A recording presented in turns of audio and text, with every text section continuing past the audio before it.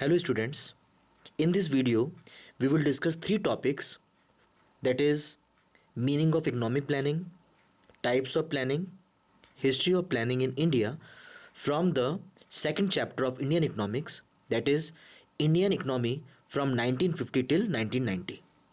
But before that, if you have not subscribed my channel, please subscribe my channel and don't forget to press the bell icon so that whenever I upload the new video you get the notification. Let's start the class. Economic planning is the process of realizing the well-defined goal by the optimum utilization of available resources. Listen, in this definition, we are having three elements. The first element is planning is a process. Second element, planning must have a well-defined goal. Third element, optimum utilization of resources. Let us discuss all these elements one by one. The first element in the definition we have seen is planning is a process. Listen, planning is a process of doing until the objectives are achieved. With the change in the nature of the need, the nature and the scope of planning also get changed.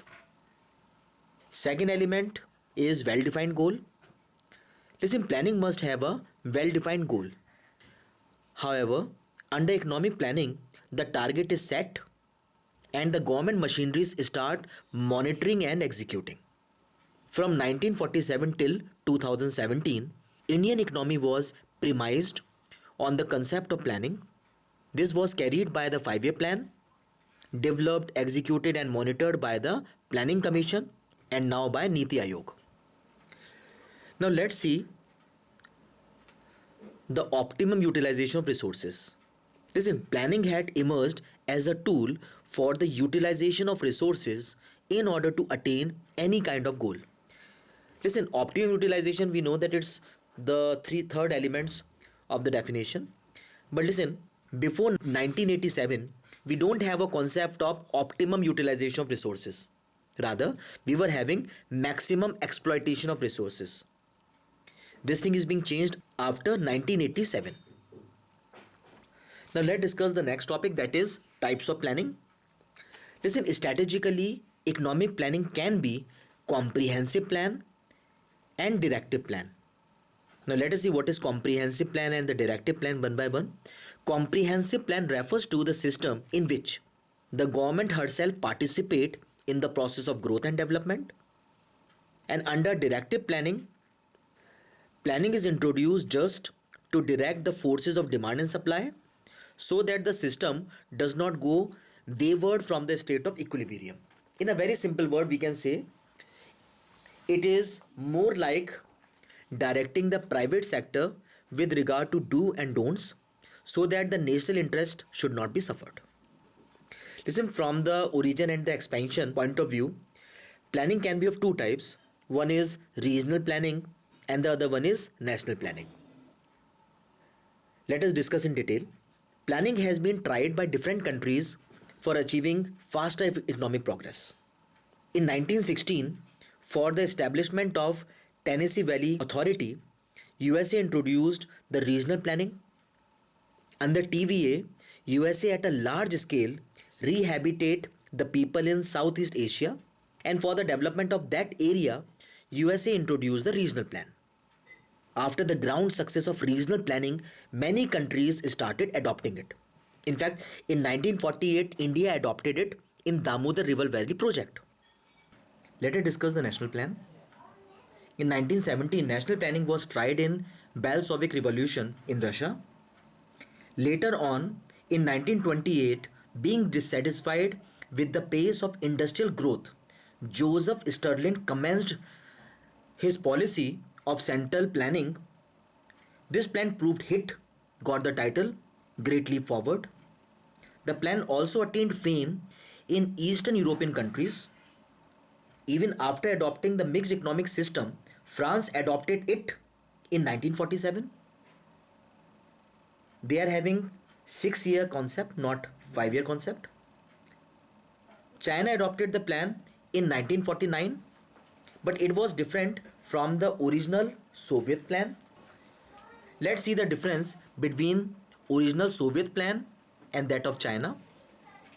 In Soviet plan, all the decisions were centralized in the hands of the state, and the state itself owned the resources except labor. Labor is not in the hands of the state. But in People's Republic of China, all the economic decisions were centralized in the hands of the state, who itself owned the resources, including labor. So in China, labor is also in the hands of the state. Let's discuss the types of planning. Planning can be classified into two broad categories. One is imperative planning and the other one is called indicative planning. Let's see imperative planning first. The planning process followed by the socialist and the capitalist countries is called imperative planning. People's Republic of China adopted it in 1949, but under Deng Xiaoping, China decentralized a great deal of economic power in 1985 with the announcement of open door policy. Similarly, in Soviet Union, under the leadership of Mikhail Gorbachev, political and economic reforms were introduced. Now let's see the indicative planning. The planning module started by the democratic countries is called the indicative planning. The economy followed the indicative planning was mixed economy. It worked through the market. Here economic target is set and efforts are made for its realization. Let's see the types of plan on the basis of structure. First, on the basis of territory, we were having regional plans and national plan. Regional and the national plan we have already seen when we were talking about the plan introduced by Russia, the plans introduced by America. Next, on the basis of political point of view, we have central plan, plan made by the central government, state plan, plans made by the state government, local plan, plans made by the municipal corporation.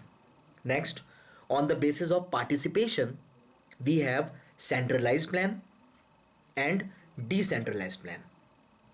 Next, on the basis of time period, we have short-term plans, plans made for 1 year or for a very small period is called short-term plan.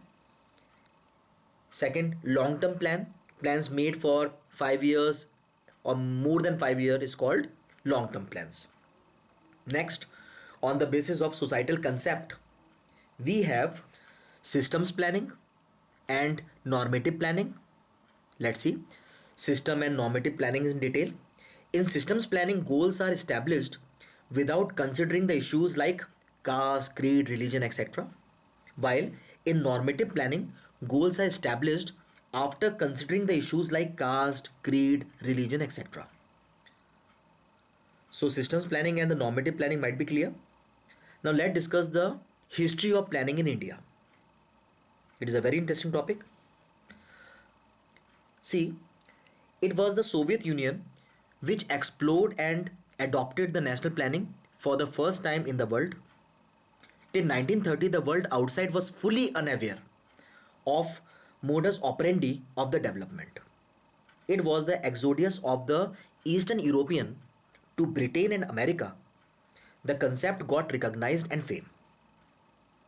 By the 1930s, the idea of planning had already entered the domain of intellectual and the political discussion in India.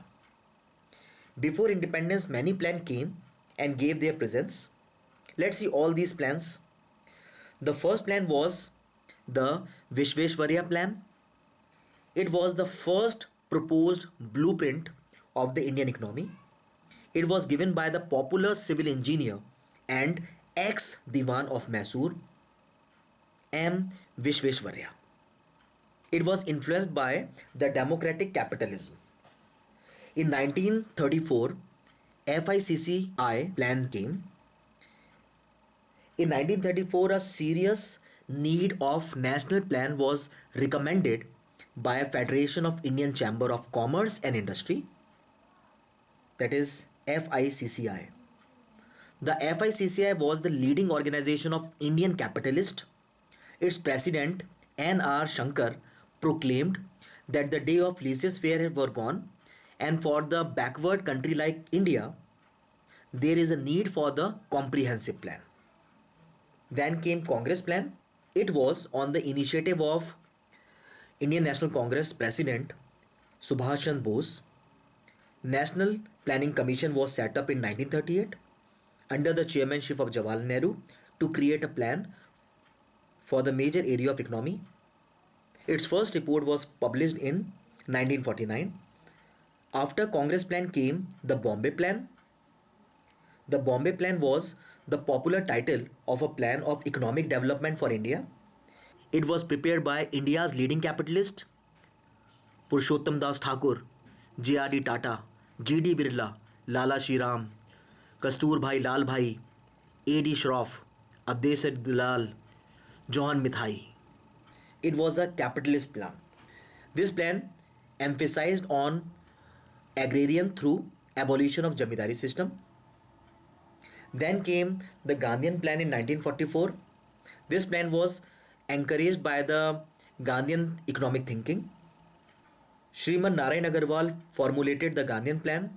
This plan did not agree with the view of the National Planning Commission and Bombay Plan, as these plans emphasize the dominance of state role and industrialization. Then came People's Plan in 1945 under the leadership of M.N. Roy. The plan was based on Marxist ideology. After that, Sarvodaya Plan came in 1950. Jayaprakash Narayan brought the Sarvodaya Plan.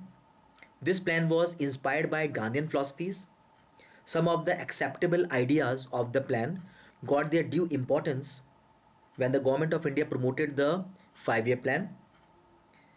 By the early 1960s, Jayaprakash Narayan had become highly critical to the Indian planning process. Finally came Planning Commission. Once the National Planning Committee published its report in the year 1949, there was a firm inclusion of the need for economic and social planning. In 1950, the Planning Commission was set up by the government by a cabinet resolution without resorting to legislation. That's all we have in this video. Meet you soon with a new video. Till then, thanks for watching. God bless you all.